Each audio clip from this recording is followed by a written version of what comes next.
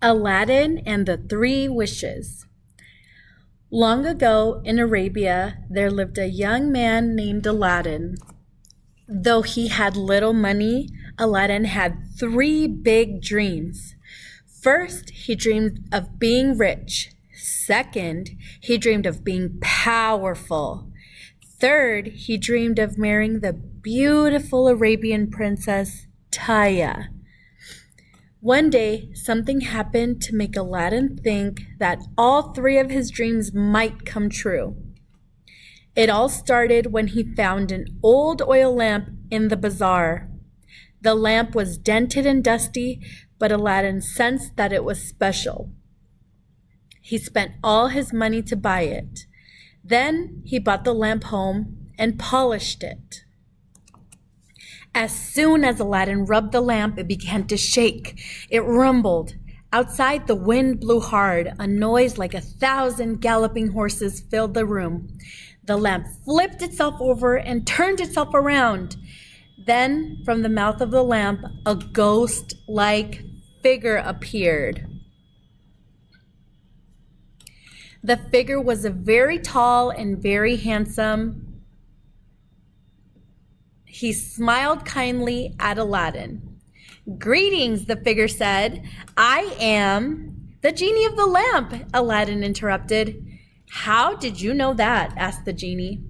"Well, who else could you be?" "Good point," said the genie. "Anyway, I have the power to—" "Grant me three wishes," Aladdin interrupted again. The genie grunted. "Seems like someone already knows everything. Except that it's rude to interrupt." "Sorry," Aladdin said. "I'm just excited." "It is very exciting," the genie admitted. "So should we get started?" "Yes," Aladdin said. "First, I wish to be rich." "How original," said the genie under his breath. "What?" Aladdin asked. "I said, your wish is my command." With a wave of his hand, the genie went to work.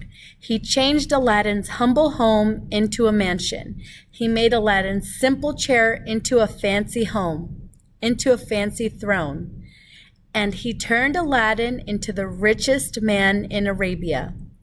Aladdin now wore the finest silk clothes, and on his fingers were emerald and ruby diamond rings. He jumped for joy. "I'm rich," he shouted. "My first dream has come true. Now I want to make my second wish." "Let me guess," the genie said. "You want to be powerful." Aladdin was shocked. The genie was exactly right. Aladdin said, "I wish to be the most powerful man in Arabia." "Your wish is my command," said the genie. And just like that, a vast army appeared before Aladdin. Hundreds were on horseback. Thousands more were foot soldiers. He was in charge of them all. Then a fleet of naval ships appeared in the harbor. The sailors on the ships, too, were under Aladdin's command. He was thrilled. "I'm powerful," he shouted. "My second dream has come true. Now I shall make my third dream come true as well. For my third and final wish, I wish to have the beautiful Princess Taya fall in love with me." "Whoa, hold on there, pal," said the genie. "I can't grant that one." "Why not?" asked Aladdin. "Because the princess is her own person. She will decide for herself who she falls in love with." Said Aladdin. "I guess I'll have to handle this dream on my own." So Aladdin marched off to the palace where Princess Taya lived. When he saw her, he made a show of his fine clothes and jewelry. He told her of his grand mansion. "Princess Taya," Aladdin said, "I am the richest man in Arabia. Will you please marry me?" But Princess Taya just yawned. Riches did not impress her after all. She was a very wealthy woman already. "No," she said, "I will not marry you." Aladdin was shocked, but he thought that if he had great wealth, would not convince Princess Taya to marry him, maybe something else would. So Aladdin made a show of his huge army. He told the princess of his fearsome navy. He bragged about how he could defeat any enemy. Princess Taya, Aladdin said, I am the most powerful man in Arabia. Now will you please marry me? But Princess Taya just yawned again. Power did not impress her. After all, she was a very powerful woman already. No, she said, I will not marry you. Once again, Aladdin was shocked. If neither riches nor power could convince Princess Taya to marry him, he didn't know what would. He called to the genie. Genie, he said, what can I wish for to convince the Princess Taya to marry me? The genie shook his head. He did not know. He frowned. And Aladdin noticed that the genie looked sad. Why are you sad? Aladdin asked. Because, said the genie, you will soon wish for something else. And as soon as you do, I must go back into the lamp, and I must stay there for another 1,000 years. 1,000 years? Asked Aladdin. So the lamp for you is a prison, Genie interrupted. I am trapped in here, and sorry for interrupting you. Now it was Aladdin who frowned. He sat down. For a long moment he didn't say a word, but he knew what he had to do.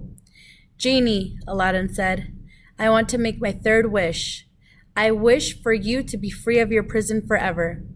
Genie's eyes grew large. He smiled. He could not believe what Aladdin had done. He had used his final wish to help a friend.